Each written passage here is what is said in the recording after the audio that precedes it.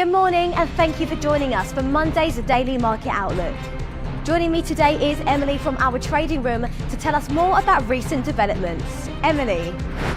US gold futures paired gains to end last week, retreating from record high levels after reports that the White House plans to issue an executive order clarifying the country's stance on gold bar tariffs. US stocks ended higher and the Nasdaq notched a record closing high for the second straight day as technology-related shares, including Apple, gained and as investors were optimistic about potential interest rate cuts. Oil held steady as markets awaited a meeting in coming days between Russian President Vladimir Putin and his US counterpart Donald Trump.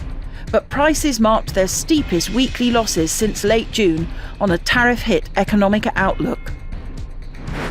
The dollar-yen pair saw moderate gains in the last session. The MACD is giving a positive signal. The Bitcoin-dollar pair skyrocketed in the last session. The Williams indicator is giving a positive signal. The Aussie-dollar pair traded sideways in the last session. The stochastic indicator is giving a positive signal. Crude oil prices saw moderate losses in the last session. The MACD is giving a positive signal. In the days ahead, the economic calendar will include essential updates and key data releases. These high-impact events are expected to influence market behaviour and could lead to significant price movements. Understanding the importance of these releases is key for strategic planning. Whether outcomes meet, miss or exceed expectations, the market could respond in kind.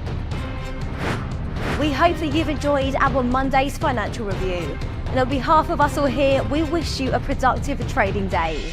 And be sure to log in tomorrow morning for the latest news and events from the financial markets.